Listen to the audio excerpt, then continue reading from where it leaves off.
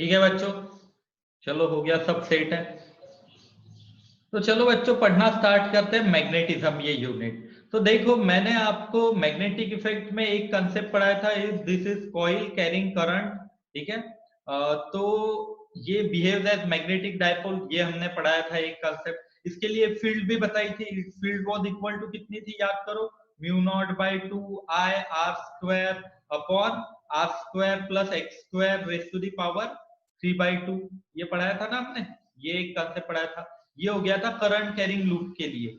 And ये होने के बाद बच्चों मैंने आपको और एक कंसेप्ट पढ़ाया था, अगर समझो इलेक्ट्रॉन है एंड इलेक्ट्रॉन ऐसे रिवॉल्व हो रहा है, तो इलेक्ट्रॉन के लिए भी एक कंसेप्ट चेक किया था। इलेक्ट्रॉन अगर रिवॉल्व हो रहा है तो ये काम करता है, ये करंट कैरिंग कॉइल के जैसा, मीन्स ये भी करंट एक प्रोड्यूस करेगा ना। तो इसके लिए मैग्नेटिक मोमेंट मैंने निकाल के दी थी, कितनी आई थी बच्चों, याद है आपको, EV/2 ये आई थी। एंड मैंने magnetic moment bye angular momentum का फॉर्मूला भी निकाल के दिया था आपको, Q/2m। इससे फिर बहुत सारे क्वेश्चन भी इजीली सॉल्व हो सकते थे, ये हमने आपको पढ़ाया था। अब मैंने जो आपको ये बताया है बच्चों, तो ये जो इलेक्ट्रॉन है it is producing one magnetic moment. ठीक है, revolving electron is producing one magnetic moment.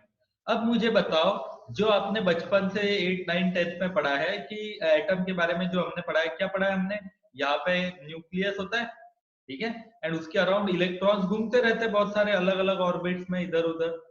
अब ये जो इलेक्ट्रॉन्स बच्चों घूम रहे हैं, तो इलेक्ट्रॉन्स रोटेट होने की वजह से ऐसे मैग्नेटिक मूवमेंट होगी ना, एंड मैग्नेटिक मूवमेंट की डायरेक्शन में मैंने आपको फाइंड करके दी थी। अगर किसी ने ये नहीं देखा है तो मैं लिंक दे दूंगा, आपने वो भी देख लेना। अगर समझो ये इलेक्ट्रॉन्स ऐसे बच्चों रिवॉल्व हो रहे हैं, for example if this electron is revolving like this, तो ये ऐसे कुछ गोल घूम रहा है एटम के बॉक्स, तो इसकी मैग्नेटिक मूवमेंट होगी बी समथिंग। ठीक है, ये इलेक्ट्रॉन अगर ऐसे कुछ घूम रहा है तो इसकी मैग्नेटिक मूवमेंट होगी इस तरफ कुछ ऐसे। ठीक है, अगर समझो एक आधा और इलेक्ट्रॉन है वो कुछ ऐसे और एक डायरेक्शन में घूम रहा है, ठीक है, तो इसकी मैग्नेटिक मोमेंट होगी इस तरफ भी कुछ, मींस ये सब इलेक्ट्रॉन्स की मैग्नेटिक मोमेंट हो जाती है। अगर हम नेट मैग्नेटिक मोमेंट देखें बच्चों, बी नेट, तो ये आती है जीरो, सब मैग्नेटिक मोमेंट के एडिशन जीरो आती है। ठीक है, ये यहाँ पे आपको जो अनमैग्नेटाइज सब्सटेंस है ना, इसमें यही आपको बताया है कि मैग्नेटिक मोमेंट है सब मॉलिक्यूल्स की, बट ये ऐसे ओरिएंट होती है कि अनमैग्नेटाइज आपको मिल जाता है सब्सटेंस। तो देखो, this molecular theory of magnetism was given by Weber and it was modified later by Ewing. ठीक है, and according to this theory every molecule of substance is complete magnet in itself. Means अगर कोई भी हम एक molecule ले ले substance का, तो ये molecule, every molecule is magnet. And क्यों मैंने ये भी समझाया आपको, ये आता है दिस इलेक्ट्रॉन थ्योरी के हिसाब से। ठीक है, इन मैग्नेटाइज सब्सटेंस, अब मैग्नेटाइज कैसे करते हैं सब्सटेंस को, अगर समझो हम मैग्नेटिक मटेरियल को एक्सटर्नल फील्ड में प्लेस कर दे तो वो हो जाता है बच्चों मैग्नेटाइज। तो इन मैग्नेटाइज सब्सटेंस क्या होता है, देखो, मॉलिक्यूलर मैग्नेट्स जो हमने अभी ये यहाँ पे ये फिगर में बताया, molecular magnet are randomly oriented to give zero net magnetic moment. Zero net magnetic moment याद रखना है बच्चों आपको। ठीक है, ऑन मैग्नेटाइजिंग, अगर मैं मैग्नेटाइज करता हूं तो molecular magnets are realigned in specific direction leading to net magnetic field. अब ये जो रीअलाइनमेंट होता है, फॉर एग्जांपल ये है मैग्नेटिक मटेरियल आपको जो दिख रहा है, अगर मैं इसे एक्सटर्नल मैग्नेटिक फील्ड में लेके जाऊं बच्चों, तो क्या होगा बच्चों, ये रीअलाइंड होंगे। रीअलाइंड कैसे होंगे, अलग अलग तरीके से रह सकते हैं, उससे ही हम डिफाइन करते हैं आगे चल के तीन अलग अलग टाइप्स, मींस डायमैग्नेटिक, पैरामैग्नेटिक, फेरो।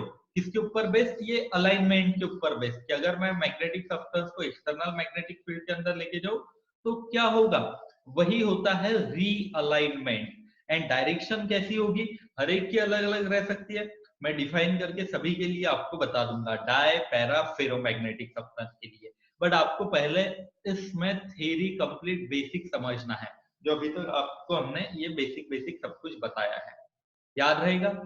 अगर समझो मैं करता हूं हीट, और हैमर, तो ये जो मैग्नेटिज्म है बच्चों, मैग्नेटिक सब्सटेंस का, ये कम कम होते जाता है, ठीक है।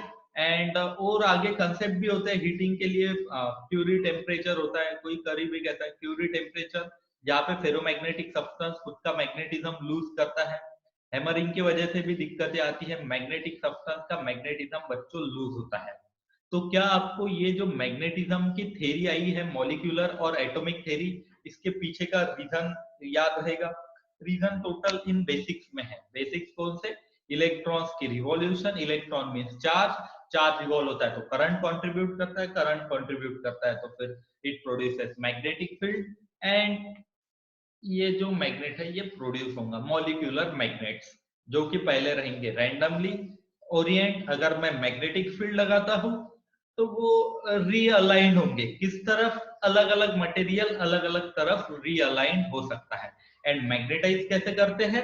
एक्सटर्नल मैग्नेटिक फील्ड के अंदर मटेरियल को लेके जाएंगे हम, ठीक है बच्चों, याद रहेगा बेसिक। अब देखो डिफरेंट डिफरेंट टर्म्स देखते हैं। फर्स्ट इज मैग्नेटिक फील्ड, जो अभी तक हमने यूनिट में Biot Savart law, Ampere's law से निकाली है।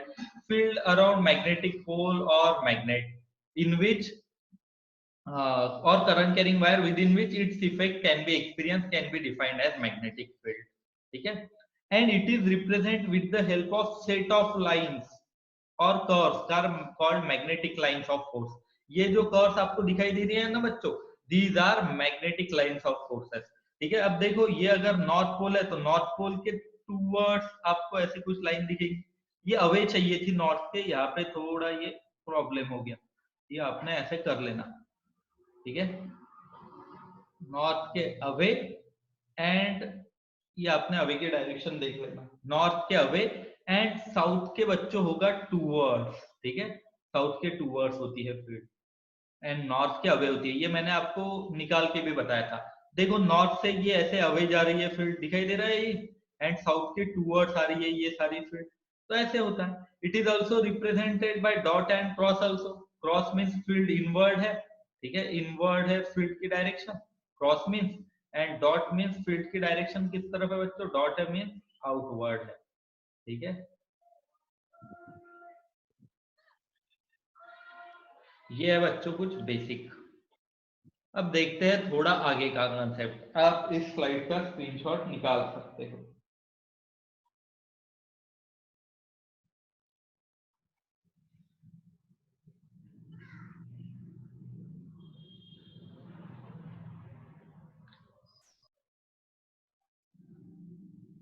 देखो अब नेक्स्ट जो कंसेप्ट है इट इज ऑफ, ये थोड़ी, देखो बच्चों ये थोड़ी बेसिक सी डेफिनेशंस है, डेफिनेशंस को आपको याद रखना है। एंड ये सिंपल कुछ बेसिक थ्योरी कंसेप्ट है जो याद रखना है, और नीचे नीचे याद कैसे रखना मैं धीरे धीरे समझाता भी हूँ, मीन्स आज के बाद आपको फिर इन सभी कंसेप्ट में दिक्कत नहीं जाएगी।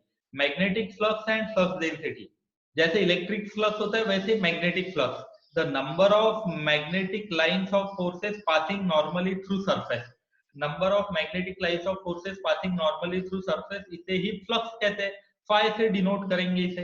एंड इसका यूनिट होता है बच्चों वेबर, ठीक है, यूनिट क्या है इसका? वेबर। एंड सीजीएस यूनिट है मैक्सवेल, ठीक है। तो यहाँ पे देखो number of lines passing normally, ये अगर समझो सरफेस है तो नॉर्मली कितने पास हो रहे हैं थ्रू सरफेस, इसे ही कहेंगे हम फ्लक्स। एंड ये आपको एक रिलेशन याद रखना है, कौन सा? 1 वेबर इक्वल्स टू कितना दिखाई देता है? 1 वेबर इक्वल्स टू कितना दिखाई दे रहा है बच्चों? 10⁻⁸ मैक्सवेल, ठीक है, ये है। When piece of magnetic substance is placed in external magnetic field, substance become magnetized। मैंने अभी आपको थोड़ी देर पहले बताया था कि मैग्नेटाइज कैसे करते हैं सब्सटेंस को, कैसे करते हैं? एक्सटर्नल मैग्नेटिक फील्ड के अंदर हम प्लेस कर देते हैं, एक्सटर्नल मैग्नेटिक फील्ड के अंदर प्लेस करने की वजह से ये मैग्नेटाइज होता। Number of magnetic field lines of induction inside magnetized substance crossing unit area normal to direction is called magnetic induction or flux density। ये जो अभी फ्लक्स आया है इसकी डेंसिटी कितनी है ये कैसे बताते हैं बच्चों हम?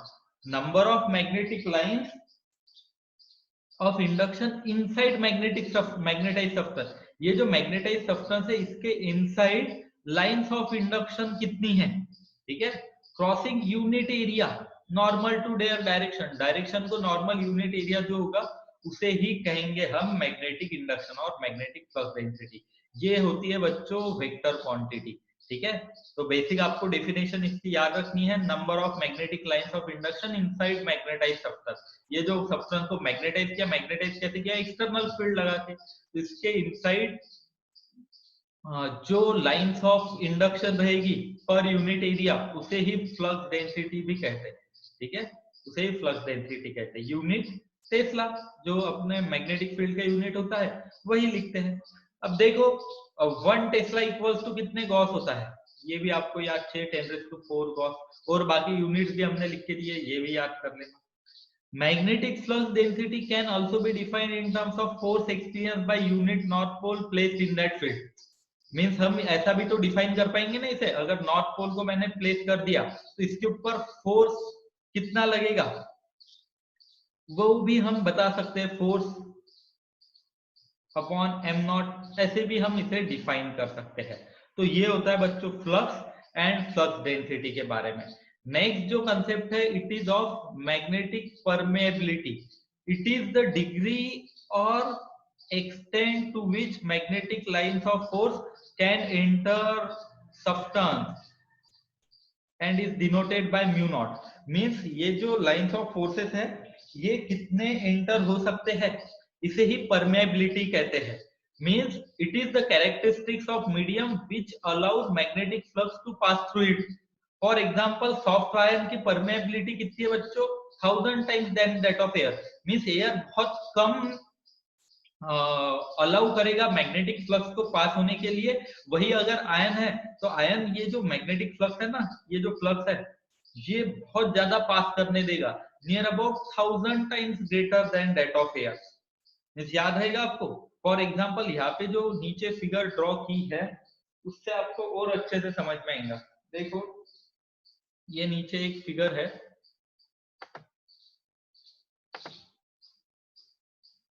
देखो एयर के अंदर जो आपको ये दिखाई दे रहा है, एयर के अंदर, तो एयर के अंदर बच्चों ये लाइंस देखो कैसी है, डेंस नहीं है। वही सॉफ्ट आयन क्या करेगा, ये मैक्सिमम लाइंस को पास करने देगा खुद की तरफ से। ठीक है, फिर याद रहेगा ये। तो ये कंसेप्ट है बच्चों मैग्नेटिक परमेबिलिटी का। अब नेक्स्ट हम चेक करते हैं आगे के कंसेप्ट, इसका स्क्रीनशॉट निकाल के रखो। अब आगे और कंसेप्चुअल बातें आते रहती, अब यहाँ से मैं थोड़ा आपको याद कैसे रखना है वो थोड़ा समझाऊंगा, एंड आपको फिर पूरी लिंक लग जाएगी बच्चों लेक्चर की। देखो, और ये जो अभी मैंने आपको बताया था इसको ही हम और एक तरीके से लिख सकते हैं।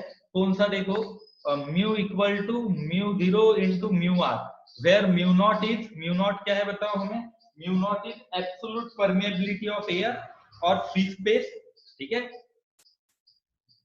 which is equals to 4 pi into 10⁻⁻⁷। मुझे बताओ μ0/4 की जो वैल्यू थी उससे ही हम ये बता सकते हैं। इसमें जो याद रखने की बात है बच्चों वो है ये वाली, कौन सी, रिलेटिव परमेबिलिटी की। ठीक है, relative permeability it is nothing but ratio of permeabilities, दो परमेबिलिटीज का रेशियो जिन्हें हम रिलेटिव परमेबिलिटी भी कहते हैं। और मैं बी अपॉन बी नॉट भी कह सकता हूँ, flux density in material upon flux density in vacuum. तो बी नॉट मानो फ्लक्स डेंसिटी इन वैक्यूम। अब ये जो कंसेप्ट है ना बच्चों, यहाँ से बहुत अच्छे से आपको याद रखना है। मैं थोड़ा इजी करके आपको समझा देता हूँ याद कैसे रखना है कंसेप्ट, क्योंकि बच्चों को यहाँ से बहुत प्रॉब्लम आता है, क्योंकि वो इंटेंसिटी ऑफ मैग्नेटाइजिंग फील्ड और मैग्नेटाइजिंग फील्ड, मैग्नेटाइजेशन, इसमें बहुत सारे बच्चों को प्रॉब्लम होता है। तो मैं ये बहुत सिंपल तरीके से आपको बता रहा हूँ, ऐसे याद रखना। अगर ऐसे याद रखोगे आप तो आखिरी तक भूलोगे नहीं। इंटेंसिटी ऑफ मैग्नेटाइजिंग फील्ड, ठीक है, जिसे H से भी डिनोट किया जाता है। किससे डिनोट करते हैं बच्चों, H। इट इज डिग्री और extent to which magnetizing field can magnetize a substance. ये जो H है ना, ये याद कैसे लगा रखना है आपको, H जो है ये हमने लगाया है। ठीक है, बाहर से एक्सटर्नल हमने जो लगाया है, एक्सटर्नल फील्ड जो हमने लगाई है, तो इसे मैग्नेटाइजिंग फील्ड कहते हैं, इंटेंसिटी ऑफ मैग्नेटाइजिंग फील्ड। याद रहेगा। तो H जो होता है बच्चों ये हमने लगाया है बाहर से, इट इज एक्सटर्नल। याद रहेगा। एंड किन्होंने लगाया है ये, हमने लगाया है ये, ठीक है। ये ऐसे याद रखना आपसे। तो इंटेंसिटी ऑफ मैग्नेटाइजिंग फील्ड और मैग्नेटाइजिंग फील्ड जो मैग्नेटाइज करेगी सब्सटेंस को, ठीक है, मैग्नेटाइजिंग फील्ड क्या करेगी, सब्सटेंस को मैग्नेटाइज, वो डिनोट करते हैं ऐसे, जो हमने लगाई है बाहर से, ये ऐसे बाहर से हमने फील्ड लगा दी, ठीक है कुछ। अब ये जो हमने बाहर से फील्ड लगा दी, इट इज एच। अब इसके अंदर हम एक मैग्नेटिक मटेरियल लेके आएंगे, फिर देखेंगे कि उसके अंदर क्या क्या होगा। तो इंटेंसिटी ऑफ मैग्नेटाइजिंग फील्ड याद रहेगी। तो ये है फील्ड जो हमने मैग्नेटाइज करने के लिए लगाई है बाहर से, हमने लगाई है एक्सटर्नल, ठीक है। एंड फिर हम डिफाइन ऐसे करेंगे साइंस की भाषा में, इट इज द डिग्री और extent to which magnetizing field can magnetize the substance, ठीक है। इसका ऐसा यूनिट होता है एम्पियर पर मीटर, और भी बाकी यूनिट में आप इसे रिप्रेजेंट करते हो, ठीक है। अब देखो, ये तो हो गया इंटेंसिटी ऑफ मैग्नेटाइजिंग फील्ड, जो फील्ड है उसकी इंटेंसिटी। सेकंड जो कंसेप्ट है next, fifth one, intensity of magnetisation. अब देखो, मैंने एक काम किया, ये एच अपन ने लगा दिया एक्सटर्नली, एक्सटर्नली लगा दिया ना अपन ने एच। अब इसमें अगर मैं एक आधा मैग्नेट प्लेस करूं, तो इसके अंदर क्या होगा बच्चों, मैग्नेटाइज होगा ना ये सब्सटेंस। मैंने स्टार्टिंग में ही बताया बेसिक में लेक्चर के, कि हम अगर मैग्नेटिक सब्सटेंस को एक्सटर्नल फील्ड के अंदर रख दे, तो इट गेट्स मैग्नेटाइज। तो ये सब्सटेंस बच्चों मैग्नेटाइज हो गया। कितना मैग्नेटाइज हुआ, इसे कहते हैं आई, ठीक है। तो it is degree to which substance is magnetise. I जो है ये हमें मिला बच्चों, ठीक है, याद रखेगा, रहेगा आपको। ये जो है एच, इट इज जो हमें मिला है, इट इज एच। एंड जो हमने दिया है, इट इज आई, जो हमें मिला है आई, खुद के ऊपर से याद रखना, आई हमें जो मिला है, it is intensity of magnetization, degree to which substance is magnetize when placed in magnetic field। Magnetic field के अंदर मैं अगर सब्सटेंस को प्लेस करता हूं, तो मेरे सब्सटेंस के अंदर कितनी मैग्नेटिक फील्ड अंदर हमें मिलेगी, ये बताता है इंटेंसिटी ऑफ मैग्नेटाइजेशन, ठीक है।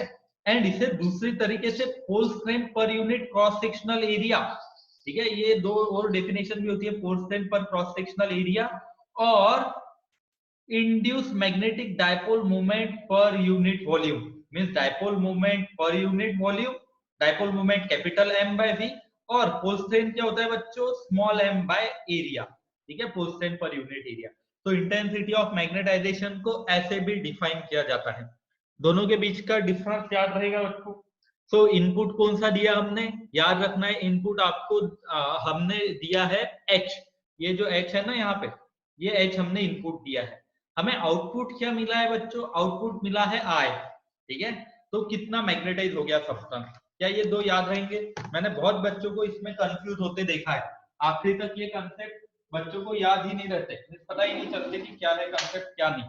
तो इससे बच्चों आप याद रख सकते हो सिंपल मेथड से। मैंने तो सिंपल मेथड भी बता दिया आपको कि आपको कैसे याद रखना है, तो ठीक है, कैसे याद रखना है वापस एक बार बताओ।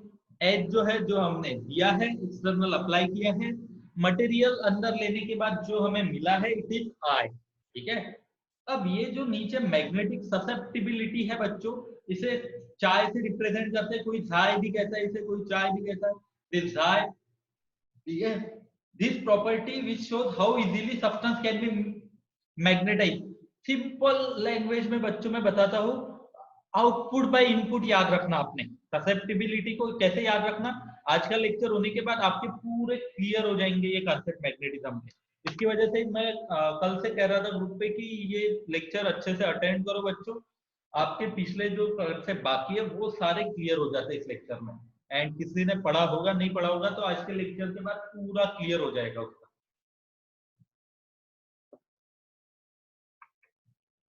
देखो अब,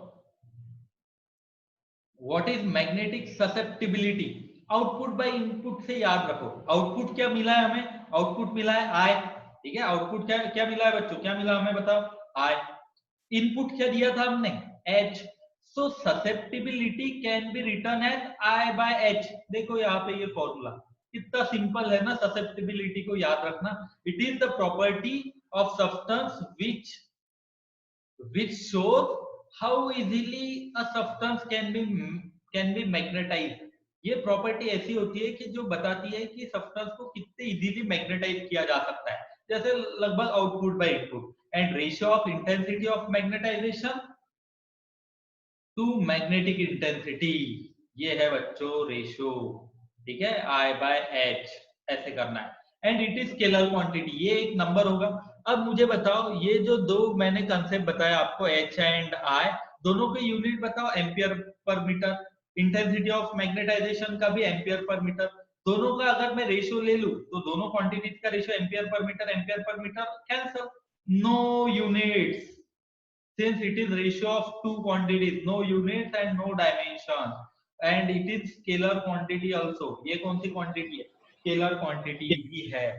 ये है बच्चों खास कंसेप्ट, ये तीन आपको कंसेप्ट याद रखने हैं। मैं पूरे आगे के इससे लिंक करके ही बताऊंगा आपको, पूरा हिस्टेरिसिस का, डाय, पैरा, फेरो, ये सभी कंसेप्ट हम इसको रिलेट करके पढ़ाने वाले बच्चों, अच्छे से याद रखो इसको। नेक्स्ट, हाँ, ये जो नेक्स्ट कंसेप्ट है इसके ऊपर न्यूमेरिकल मिलते हैं, डायरेक्टली याद रखना है आपको। Relation between permeability and susceptibility, ये जो ससेप्टिबिलिटी राय है एंड परमेबिलिटी म्यू है, इनके बीच में रिलेशन क्या होता है, ये आपको एक रिलेशन याद रखना है। कौन सा? देखो ये आखिरी वाला, mu R will be equal to 1 plus chi M, ठीक है। ये ऐसे डिराइव भी किया जा सकता है, B equal to B naught plus B in medium, उससे हम डिफाइंड भी कर सकते हैं बच्चों, इसे प्रूफ भी कर सकते हैं, क्लास में भी करवाया था मैंने ये प्रूफ, ठीक है। तो आपको ये एक रिलेशन याद रखना है, relation between permeability and susceptibility. कौन सा? Mu relative permeability equal to 1 plus chi, ये रिलेशन याद चाहिए। Relative permeability equal to 1 plus chi. Relative permeability को हम ऐसा भी लिख सकते हैं, ठीक है, म्यू नॉट एच। तो ऐसे सब टर्म्स में हम इसे लिख सकते हैं बच्चों। तो क्या आपको ये सारे कंसेप्ट याद रहेंगे? नेक्स्ट कंसेप्ट देखते हैं, आप इसका स्क्रीनशॉट निकाल के रखिएगा।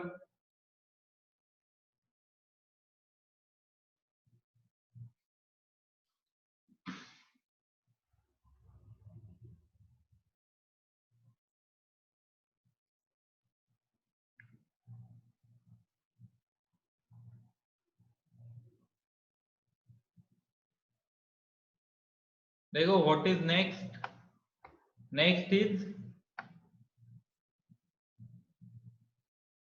गॉस लॉ दिया है बच्चों आपको इन मैग्नेटिज्म। तो गॉस लॉ इन मैग्नेटिज्म को कैसे डिफाइन कर सकते हैं? सिंपल है, net magnetic flux through any surface is always zero, close surface के लिए integration B dot D S is always equal to zero, ऐसा आप याद रख सकते हो। देखो कंसेप्ट क्या है, property of magnetism is material, property of magnetism is material is on account of magnetic moment in material। Material के अंदर जो मैग्नेटिक मोमेंट है वो कैसा है, कितना है, उसके ऊपर ये प्रॉपर्टी डिपेंड करती है, कितना मैग्नेटाइज होगा। Atom which have paired electrons have magnetic moment zero, बहुत ही इंपॉर्टेंट पॉइंट, पेयर्ड इलेक्ट्रॉन जिसमें मैग्नेटिक मोमेंट जीरो है। जैसे कि बच्चों एग्जांपल अगर मैं दूं तो it will be diamagnetic substance, diamagnetic substance have net magnetic moment zero. Diamagnetic substance के अंदर नेट मैग्नेटिक मोमेंट बच्चों जीरो निकल के आता है, ठीक है। अब देखो आगे, current carrying solenoid can be treated as arrangement of small magnetic dipole placed in line with each other, number of such small dipoles is equal to number of dipoles and is equal to number of turns in solvent। देखो बच्चों ये मैंने आपको concept पढ़ाया भी था अपने lecture में, इसका वीडियो भी अवेलेबल है, ठीक है, यूट्यूब के ऊपर। तो अगर समझो ये करंट कैरिंग ऐसी कॉइल है तो हम इसे मैग्नेटिक डायपोल से रिप्रेजेंट कर सकते हैं, ठीक है, मैग्नेटिक डायपोल से रिप्रेजेंट कर सकते हैं बहुत सारे dipole. And intensity of magnetization is produced in material due to spin motion of electron for protecting from external magnetic field it should be placed inside an iron core, ठीक है। जिसे जैसे इलेक्ट्रिक शील्डिंग होती है वैसे ही हम magnetic shielding भी कर सकते हैं आयरन कोर के अंदर, अगर हम इसे प्लेस कर दे तो बच्चों ये हो जाता है, ठीक है, मैग्नेटिक शील्डिंग हो जाती है। अब देखो नेक्स्ट वन क्या दिया है, अब यहां से चालू होते हैं magnetic materials. types of magnetic material on the basis of mutual interaction or behavior of various material in external field. External magnetic field के अंदर क्या बिहेवियर होगा, इससे 3 कैटेगरीज में डिवाइड करेंगे, मींस मैग्नेटाइज कैसे होता है। डायमैग्नेटिक सब्सटेंस, ठीक है, एंड पैरा एंड फेरो, ऐसे 3 मिलेंगे। It is intrinsic property of every material. It is generated due to mutual interaction between applied magnetic field and orbital motion of electron. Paramagnetic substance in which inner orbit of atoms are incomplete. जैसे मैंने पहले बताया था, paired electron है, complete है तो diamagnetic, ठीक है, ऑर्बिट इनकम्प्लीट है तो पैरामैग्नेटिक, ठीक है। On applied magnetic field, magnetic moment generated due to spin motion, ठीक है, align in the direction of magnetic field. अब देखो ये जो तीनों है ना बच्चों, ये तीनों मैं एकदम आपको एक सिंपल सा एग्जांपल देता हूँ एंड एकदम इजी तरीके से ये तीनों को समझा देता हूँ। आज के बाद आप भूलोगे नहीं है डाय, पैरा एंड फेरो को। मैं जो एग्जांपल बताने जा रहा हूँ इसे अच्छे से याद रखना है, इसका स्क्रीनशॉट निकाल लो इस स्लाइड का, मैं आगे बताता हूँ। ये तीनों के लिए एक एग्जांपल देता हूं मैं, बेस्ट एग्जांपल, आपको फिर आखिरी तक याद रहेगा ये कंसेप्ट। देखो पैरामैग्नेटिक सब्सटेंस जो डायमैग्नेटिक पहले बताया हमने, जिनके अंदर पेयर इलेक्ट्रॉन नहीं होते।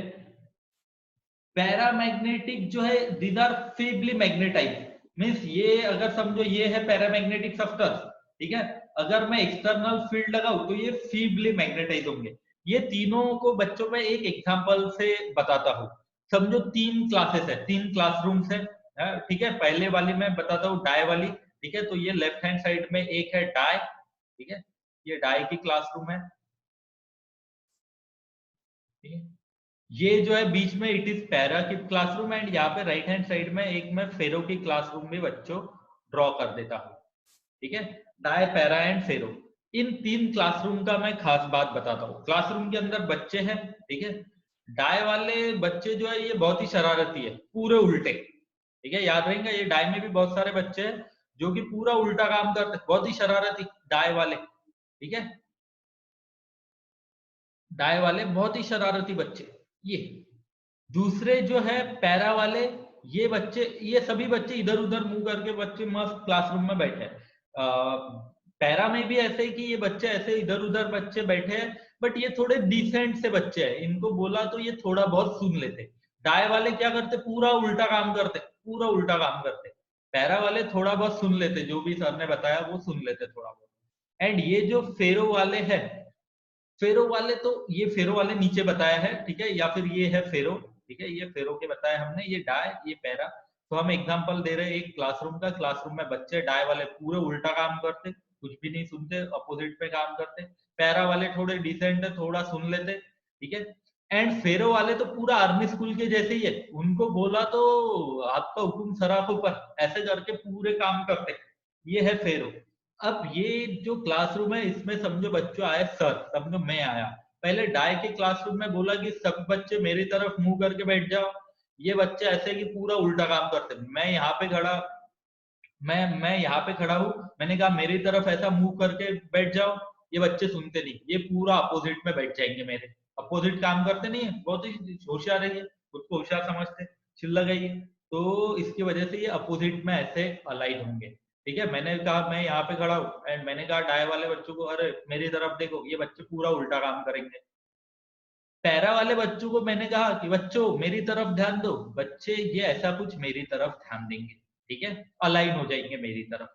फेरो वाले बच्चे तो पूरे आर्मी के, मीन्स उनको जो बोला डायरेक्ट, जैसे मैंने कहा आपका हुक्म सराखों पर। बट इनके ये जो फेरो वाले हैं ना, इनके बीच में बॉन्डिंग भी है बच्चों। यहाँ पे कैसे ये डाय वाले के बीच में कुछ बॉन्डिंग नहीं है, इनके ग्रुप वगैरह कुछ नहीं, ठीक है, हर एक इंडिविजुअल है, ग्रुप वगैरह इन्होंने कुछ भी नहीं किया।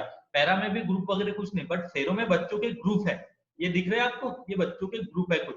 मैंने बोला सर बच्चों मेरी तरफ ध्यान दो, जैसे यहाँ पे मैं खड़ा हूँ, मेरी तरफ ध्यान दो, सभी बच्चों ने मेरी तरफ ध्यान देने लग गए, सभी बच्चे। अब ये जो बच्चों मैंने आपको एग्जांपल बताया, मैं जो हूँ, आप मानो कि मैं हूँ एक्सटर्नल मैग्नेटिक फील्ड बी, जो हम एक्सटर्नली एच अप्लाई कर रहे हैं वो, ठीक है।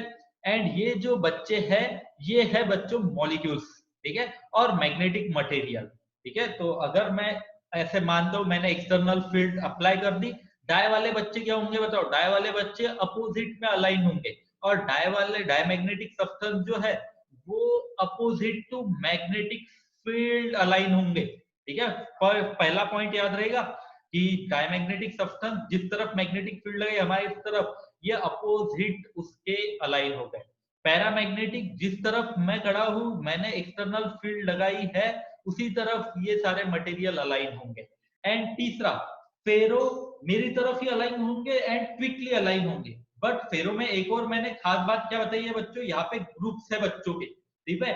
ग्रुप है मीन्स यहाँ पे एटम्स के मैग्नेटिक मूवमेंट के एक ग्रुप है कि कुछ बच्चे इस तरफ देख के बैठे हैं, कुछ तरफ कुछ बच्चों का ग्रुप है जो इस तरफ बैठा है, कुछ बच्चों का इस तरफ बैठा है। ये जो ग्रुप है इसे ही डोमेन कहा जाता है बच्चों। इस ग्रुप को क्या कहते हैं, डोमेन।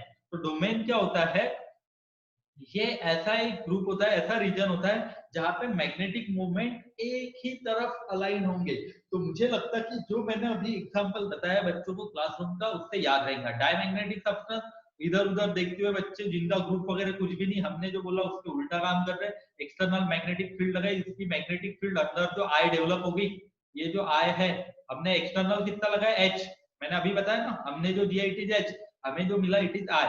तो मैंने बच्चों खुद सर ने हुक्म दिया एच, एच हुक्म, ठीक है। एंड बच्चे हो गए अपोजिट में अलाइन आई, तो एच एंड आई अपोजिट मिल गया। पैरामैग्नेटिक को हमने हुक्म दिया कि एच हमारी तरफ देखो, पैरामैग्नेटिक बच्चों ने थोड़ा बहुत सुन लिया, हाँ सर हम देखते हैं आपकी तरफ। एंड फेरो जैसे ही हमने बोला एच, यस सर करके वो सारे के सारे हमारी तरफ मुड़ गए, तो सभी की डायरेक्शन ऑफ इंड्यूस हमारी तरफ हो गई। तो ये है बच्चों फेरोमैग्नेटिक सब्सटेंस के बारे में, ठीक है। तो इन सब material the permanent atomic magnetic movement have strong tendency to align themselves without any external field, ठीक है। तो ये पहले ही थोड़ा, ये तो पहले भी थोड़ा बहुत उस तरफ झुक जाते, ठीक है, पहले भी थोड़ा आपको उस तरफ टेंडेंसी दिख जाती इनकी। एंड एक्सटर्नल लगा दी तो ये सारे के सारे अलाइन हो जाते एक साइड पे। इस स्लाइड का स्क्रीनशॉट निकाल के रखना आपने। देखो नीचे क्यूरी लॉ दिया है, अब क्यूरी टेम्परेचर क्या होता है वो भी देख लेते। स्क्रीनशॉट निकाल दिया इसका बच्चों। Magnetic susceptibility of paramagnetic substance is inversely proportional to absolute temperature. बहुत ही सिंपल है। ससेप्टिबिलिटी मींस जो मैंने आउटपुट बाय इनपुट का रेशियो पढ़ाया था, ये इनवर्सली प्रोपोर्शनल होता है टेम्परेचर से। टेम्परेचर ज्यादा है तो बच्चों आउटपुट कम मिलेगा, मैंने पहले ही बताया कि अगर टेम्परेचर बढ़ाते हैं हैमर करते हैं तो ये प्रॉपर्टीज लूज होती है थोड़ी। तो वैसे ही अभी जो हमने समझाया उसके ऊपर से ये आपको पता चलता है। एंड लॉ भी काफी लॉजिकल है, समझने के लिए भी काफी आसान है। आ जाएगा फिर इतना। अब देखते हैं हम नेक्स्ट।